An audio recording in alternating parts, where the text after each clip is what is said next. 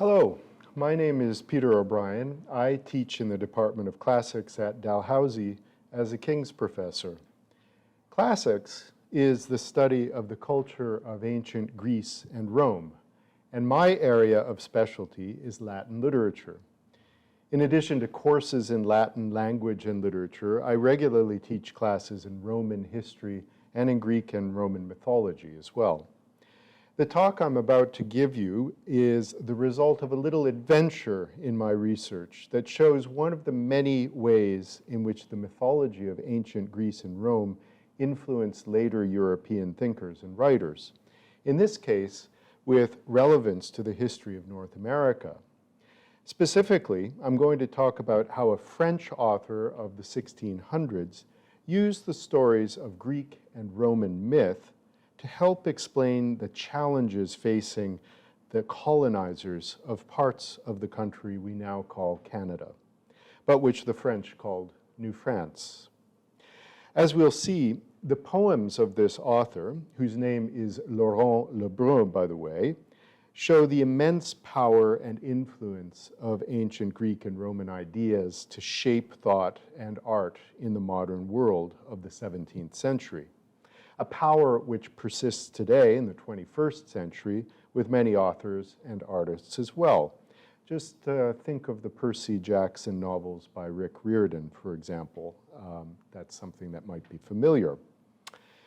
Lebrun uses mythology, whose characters are at once familiar and foreign, separated by time and language from the French culture of his own day, to try to interpret the unfamiliar experience of indigenous cultures for his French readers.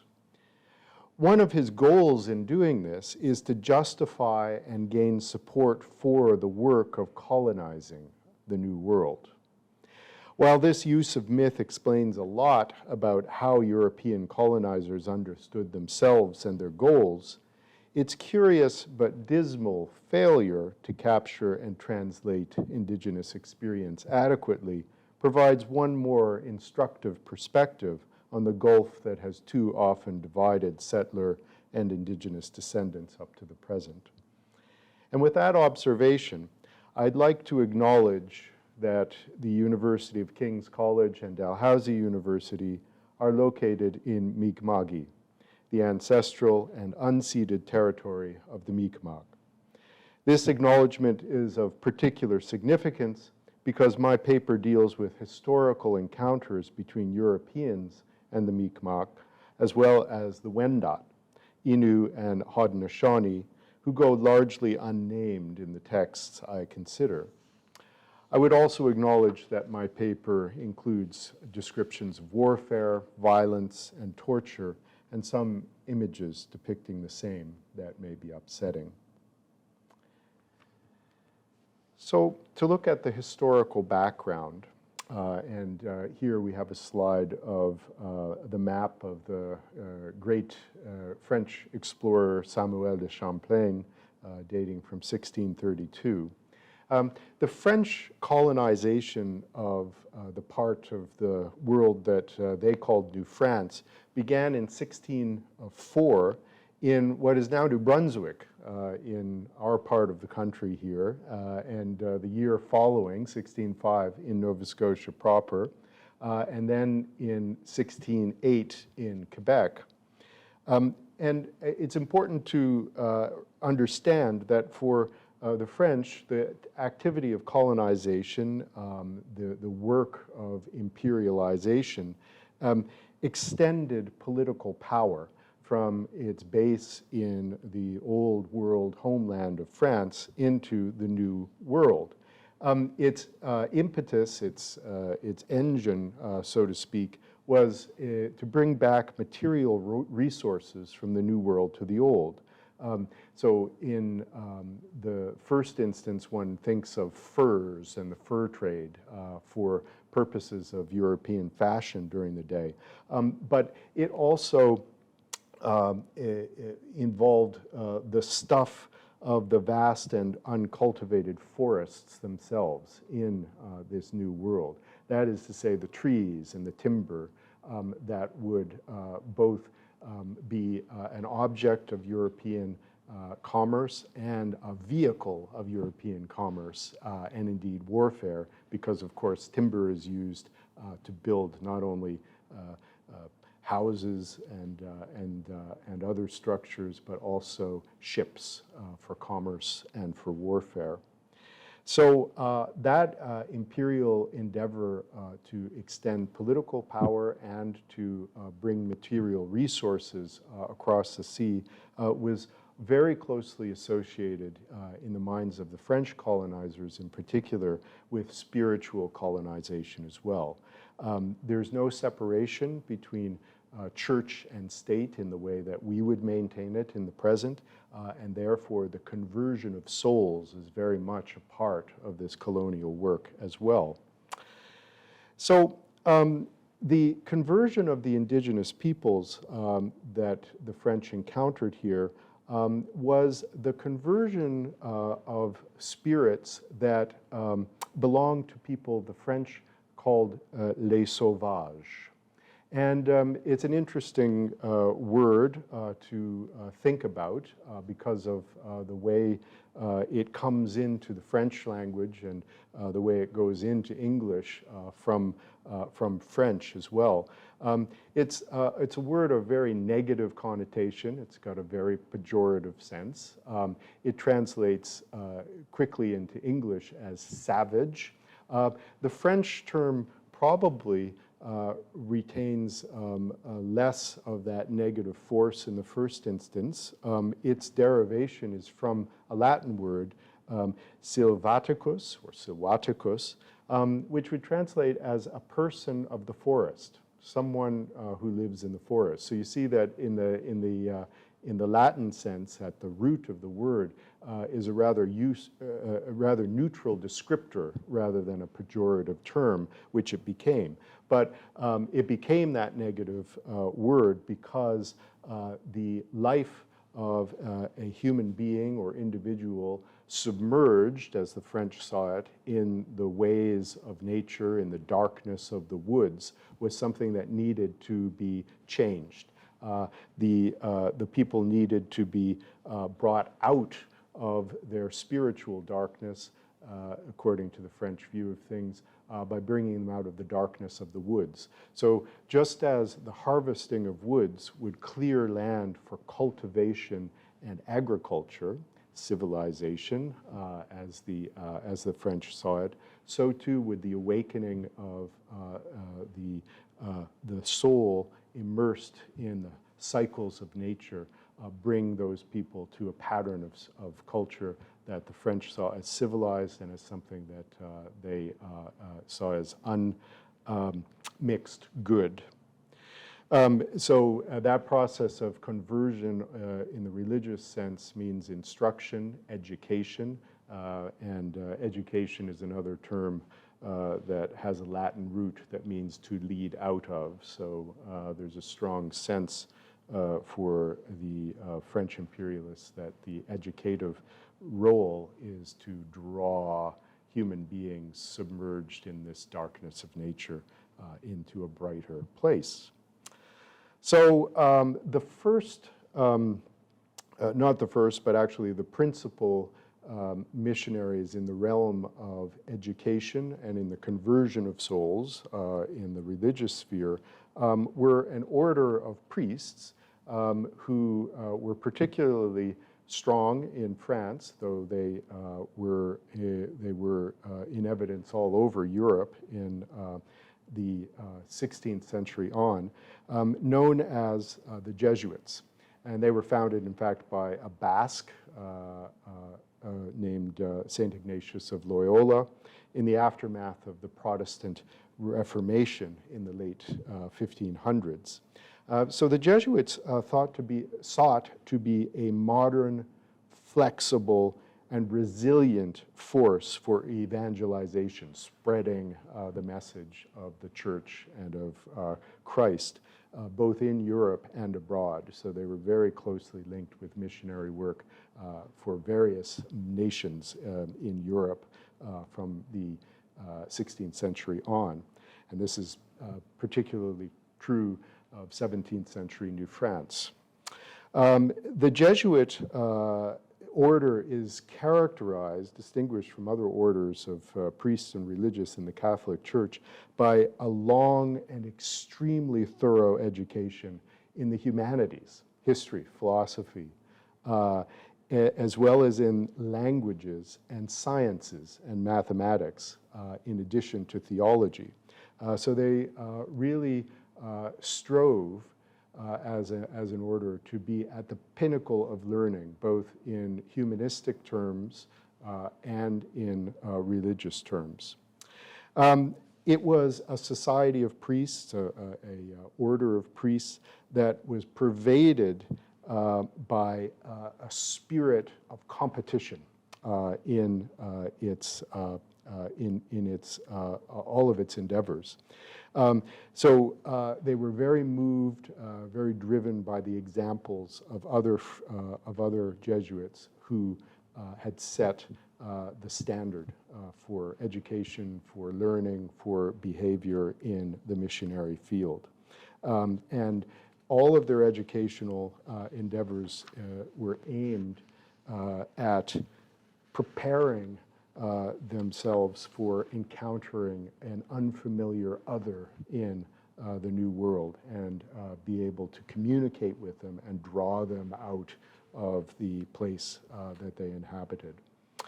So in popular culture today, just to key a couple of popular works that you may or may not be familiar with, there's the film Black Robe, which appeared in the early 90s, 1991, I think, itself based on a novel by the Irish-Canadian author Brian Moore, which dramatizes the work of missionary activity led by the Jesuits in Quebec, in New France, in the 17th century.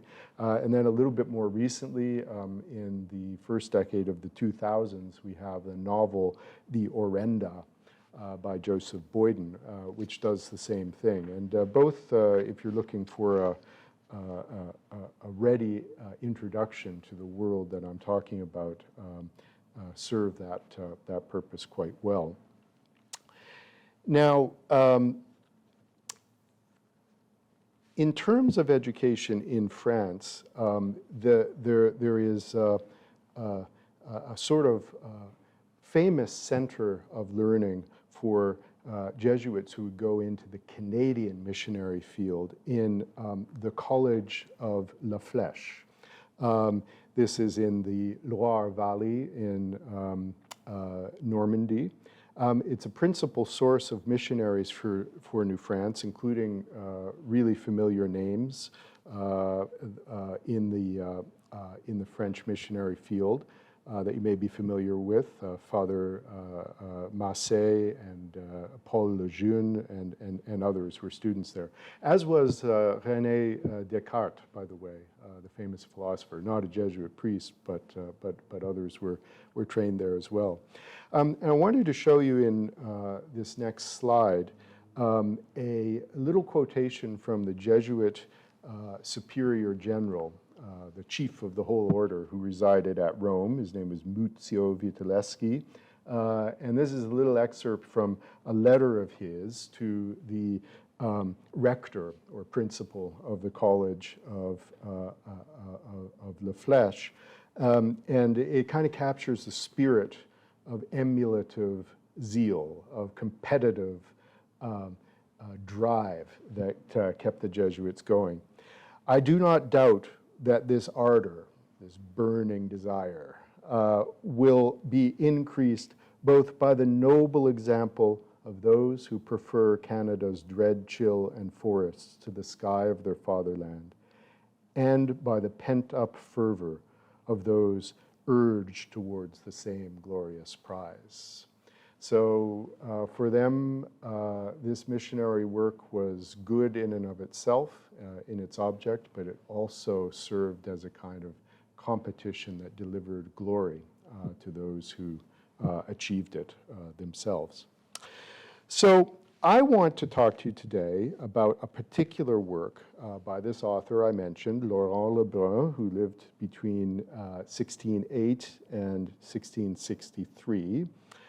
He was a young professor of rhetoric at La Flèche when he wrote a work called Nova Gallia Delphino, Nova Gallia, New France, to the Dauphin, the heir to the French throne. He never, as far as I can tell, set foot in New France, but he wrote this very curious poem by the title I've just mentioned, which has never been translated, and it's about indigenous experience in New France in the 17th century. He wrote it in 1639. We might say that it's better to say that it's a French version of indigenous experience, or maybe even European experience of indigenous experience, because it's a very limited view, splendid and gorgeous and many-faceted as it is. So Laurent Lebrun was very clearly informed in his poetry by those popular letters from New France that were written by Jesuit missionary leaders to their superiors back home and published for a popular audience as the Relations de ce qui se passait en la Nouvelle-France. In English, we just refer to them as the Relations. And you can see a couple of title pages there. They're published every year for most of the 17th century.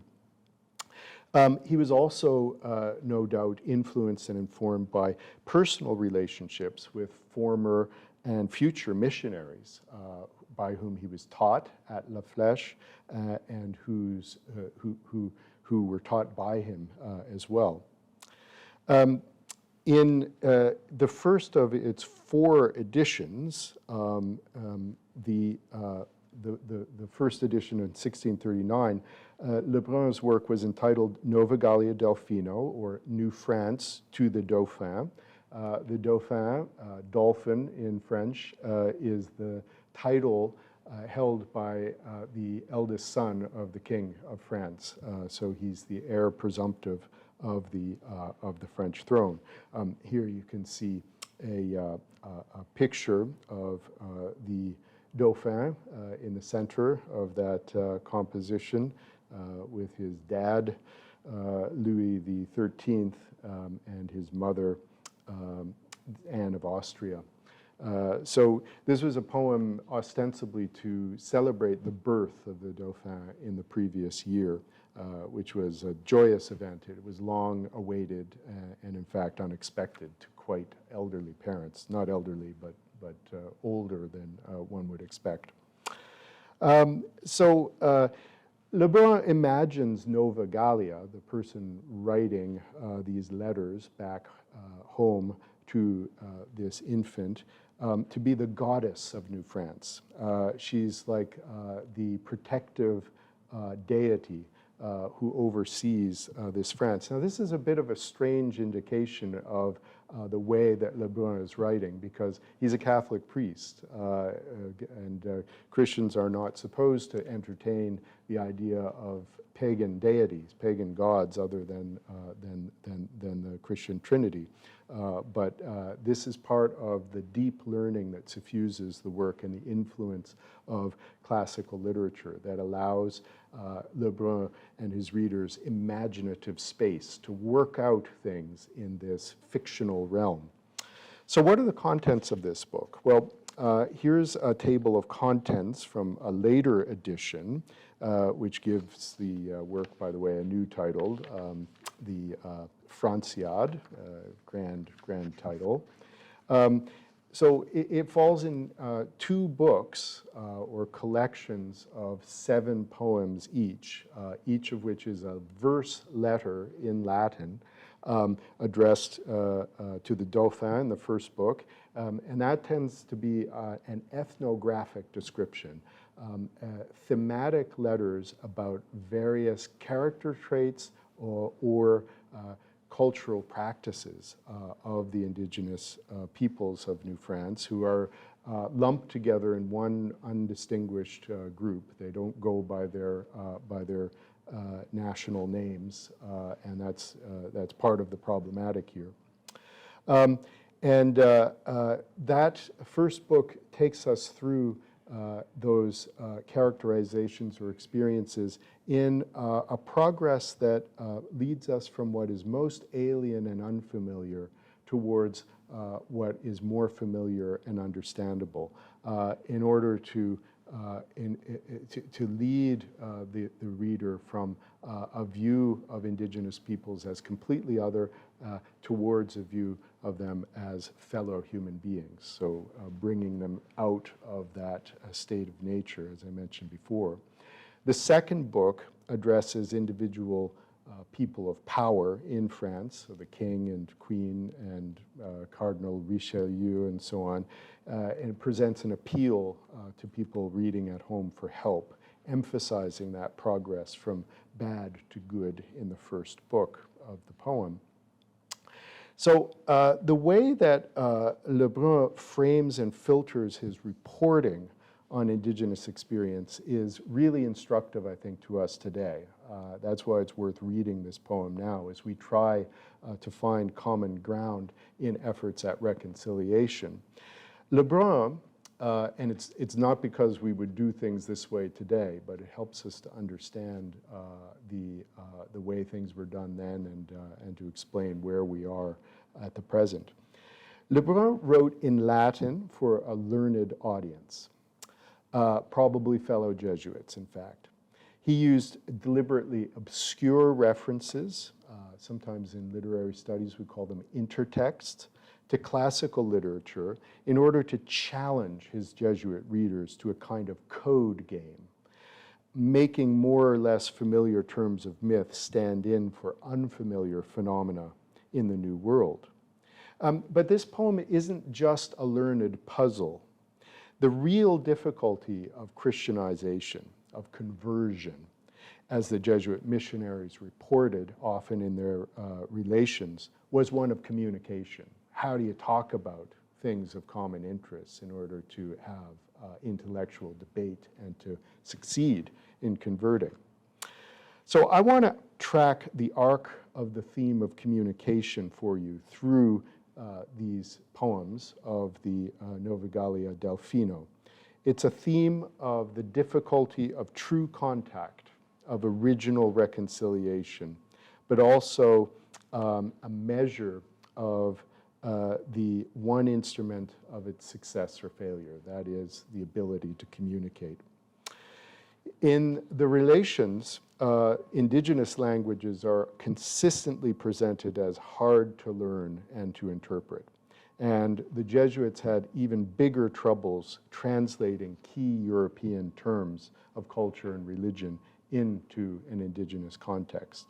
So the difficulty of human communication is reflected in the incomprehensible vastness of the land that the Jesuits find themselves in the New World, forests that are impenetrable and dark and uncultivated, hostile because of cold and harsh landscape, and communication that makes the conversion of the sauvage, the savage, possible on the human side, has its counterpart in conquering the land itself for the Jesuits. So let's just look at the preface of the poem, where he sort of presents his method of proceeding. You know, he says there that in using the figure of a goddess to communicate with the young Dauphin, he's using a classical precedent, but he presents her voice as being sometimes uncultivated and unlearned and barbarous, as he would put it, and sometimes as being omniscient and understanding of what she's saying. So it's a very clever and subtle voice in which to project his learning, his material, I should say. So let's skip to the very first line of the first poem, where we find, in fact, a reference to writing, that mode of communication that carries the whole poem. And you notice that there's a fiction here that Nova Gallia, who comes from a land and represents a people that do not know writing, is writing this Neo-Latin poetry. He says, "If I should write of harsh things, and you read the same, forgive me. My ink was gore, blood, and my pen a dagger. Like a Cretan, I've learned to torture by twisting the arm. Mars is my teacher, wars are my lessons, and weapons my books." He's deliberately using a mode of writing in blood with a dagger to evoke the perspective, as he sees it, of the indigenous people of his day, who are submerged in a cycle of vengeance and warfare that consumes them. One notes that there's no reciprocal reference to the cycle of war and torture that was consuming Europeans at the very same time. Again, it's presented as a view of otherness that's hard to absorb. So the first classical reference I wanted to bring to your attention here is from the Roman poet Ovid, who writes a series of poems from fictional or mythological women to their lovers. In this example here, the Roman poet Ovid from the 1st century BCE writes of Candace, who is a woman who has the misfortune of falling in love with her own brother. This is a letter, and their love is frustrated by family and so on. And this is her effort to communicate that love. And she communicates it, but she says, you may not be able to understand what I'm saying because the page itself will be blotted with blood. And that's because if you skip to the next slide, you see in this medieval depiction of Candace that she commits suicide even in the act of writing. So a desire for union with another, communicated as best the author can, but there's an obscurity in that communication, an impasse that is metaphorical for the Jesuits of the work that they're doing. This reference to writing is all by way, at the beginning of the first epistle, is all by way of introducing a poem, a letter poem that introduces the practices of torture and war and ferociousness amongst indigenous peoples as alleged by the French explorers and missionaries during their day. And indeed, ritualized torture did have a place in indigenous warfare at this point, and as I mentioned, it did in European warfare as well.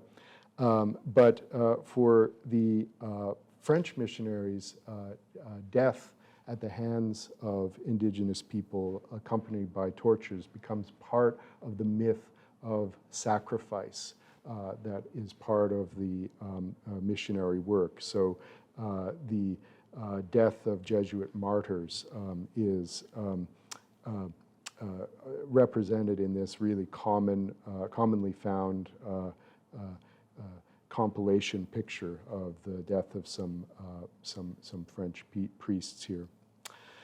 So the next texts I want to look at that show you the way that myth intersects here is some images of torture and violence in the indigenous context that are expressed by more references to Ovid, in fact. So you can see here, and I won't read them aloud, some of them are quite disgusting, actually. There are allegations of inherent violence or ferocity in indigenous peoples that are fueled by references to the same kind of ferocity in classical myth as told by Ovid. And one particularly important description of transformation is revealed in the next slide that describes in Lebrun's poem the stripping of flesh from a living face in order to expose the skull. Just a terrible, horrific scene. And he's borrowing in that sense, in that text, from Ovid's poem, The Metamorphoses, which is about transformations of human beings, very often into animals. And this is the myth of Callisto. And you can see a woodcut representation of that from a much later period. The idea here is that Callisto, a nymph, a semi-divine being, is the object of the god Jupiter's love.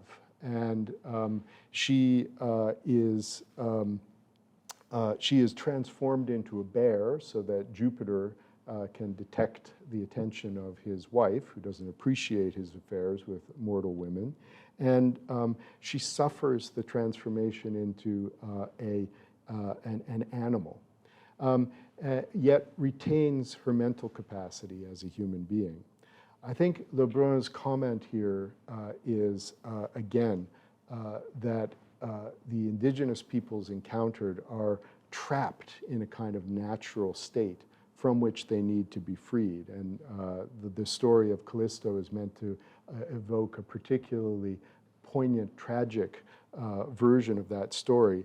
But mind you, that story in Ovid has a transformation at the end, which sees Callisto become a constellation in the heavens. So there's a hint at positive transformation, perhaps a hint at the success of the Jesuit missions at the end.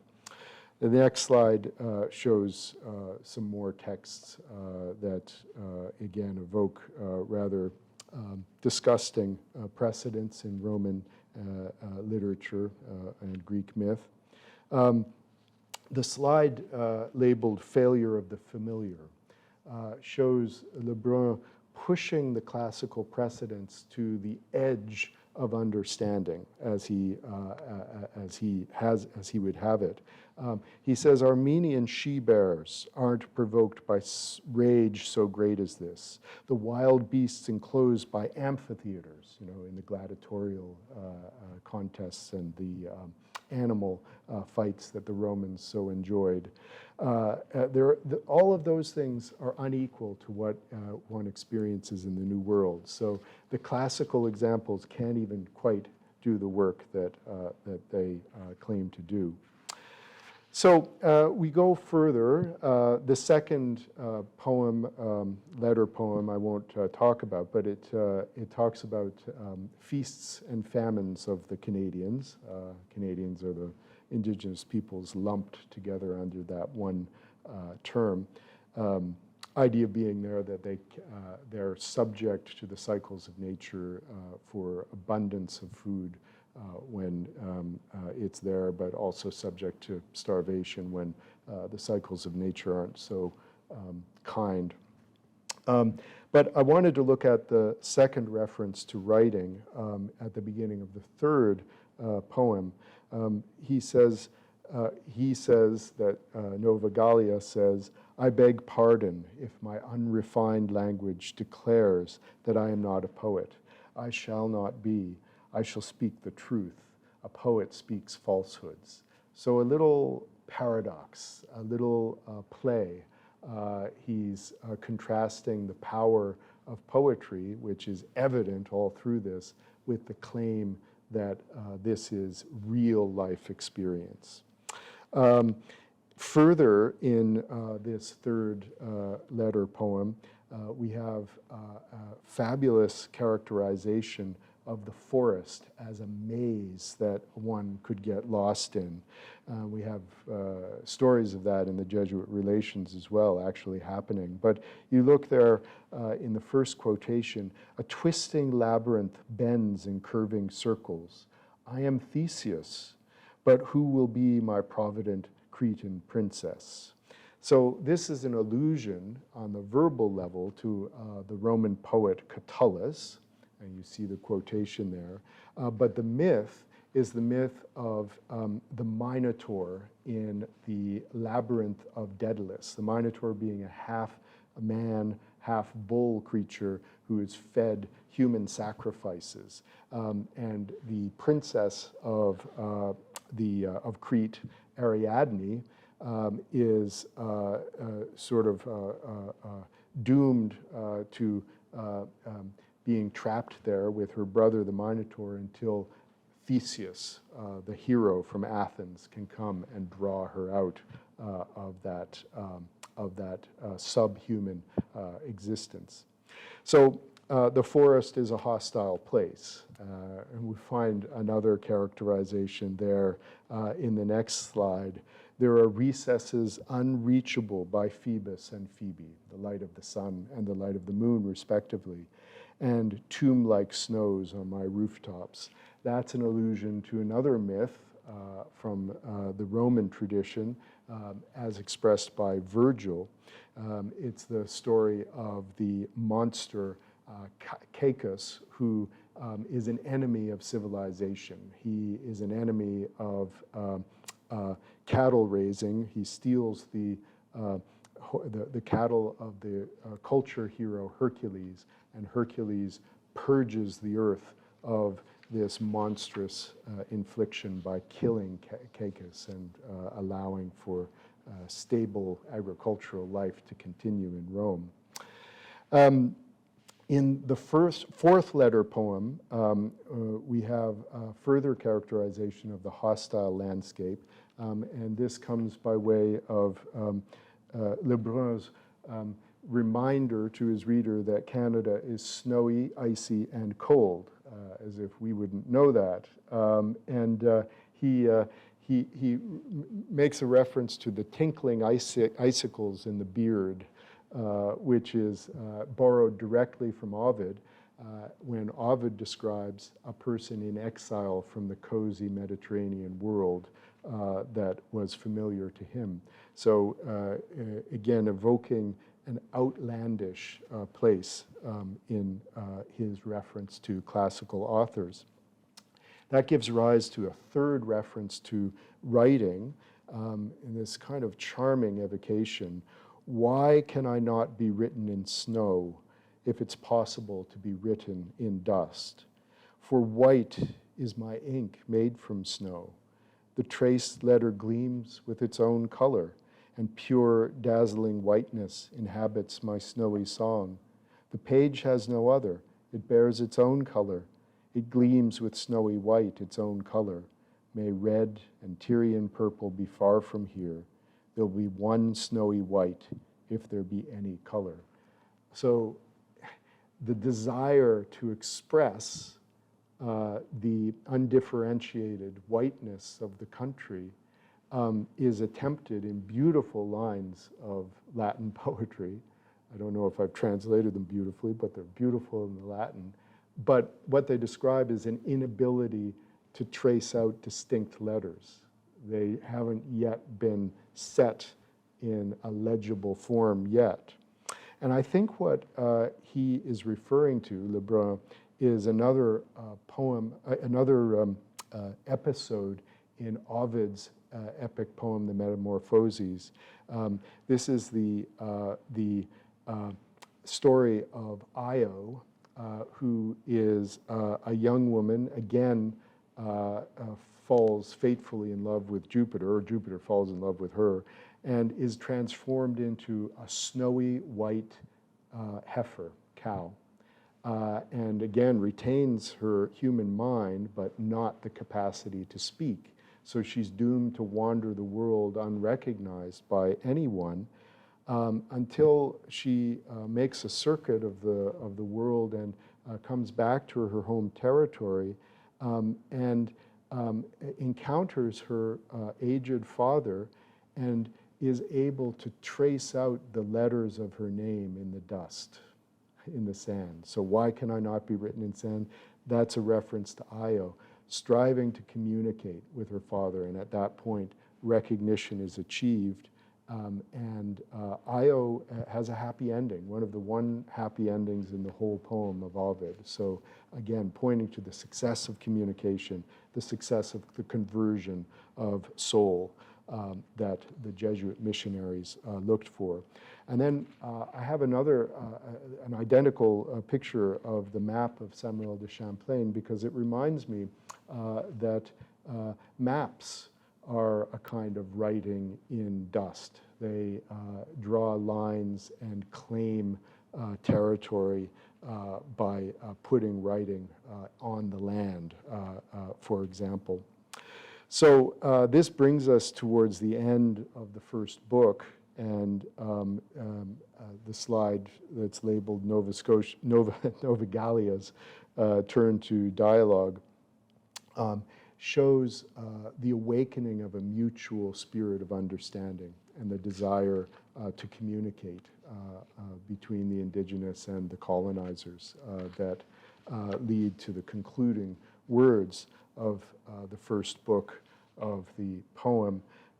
And those are, if you explain these things to me, the confusions that I have about the world of science and religion and history, and by how much your gods excel, I will bear witness to what my religion and to what yours is. So this model of true communication.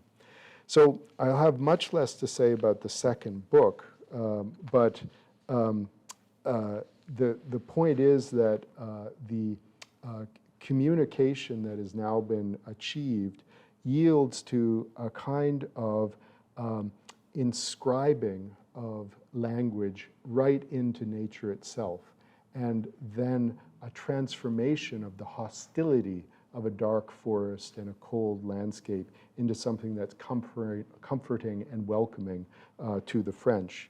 So Nova Gallia's fourth reference to writing, I inscribe the Dauphin again and again on my trunks, the trunks of the trees, my stylus, a feather, the oak, my page, and the forest, my book.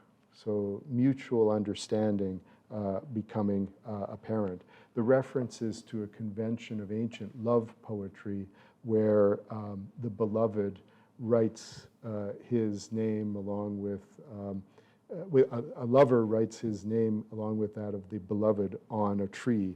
And we have examples of that that are familiar to any public park today. I have a random example of that where Rob and Jen declare their true love by destroying a tree. So that gives rise to the transformation of nature into positive use for the French colonizer. Why do my trunks not pass into swift ships? So the expression of the desire to serve the colonizer that Lebrun puts fictively in the mouth of Nova Gallia.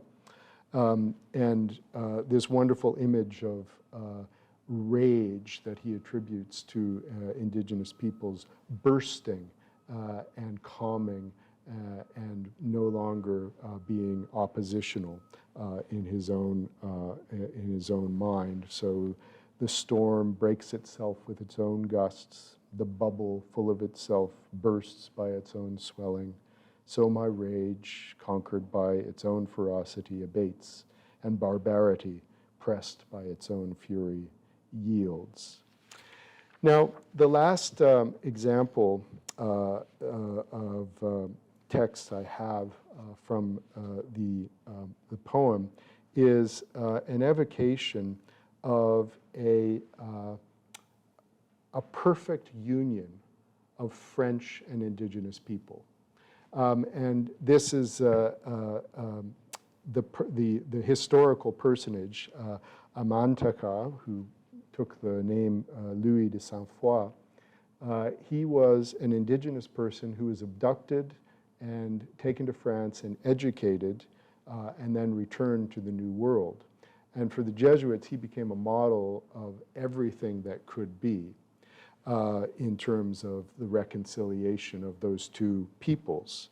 Beauty rests on his brow, fidelity in his mouth, truth in his heart. French grace is on his face, French language on his lips.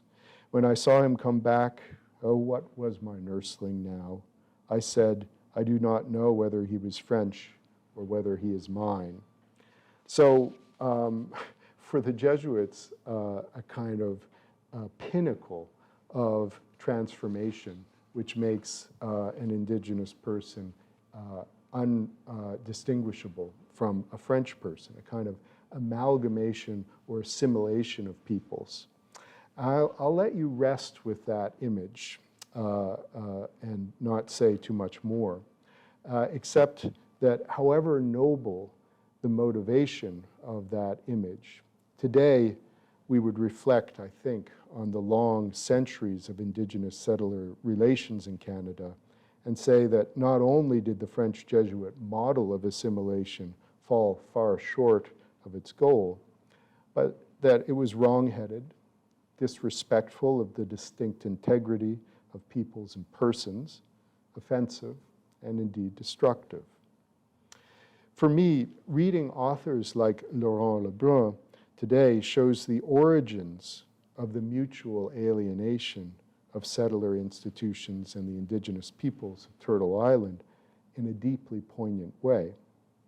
In all of his deep education in the classics of the ancient world of Europe, which I spend most of my time studying, these classics that taught Lebrun and his fellow Jesuits to intuitively understand that authentic communication is the key to mutual respect and reconciliation.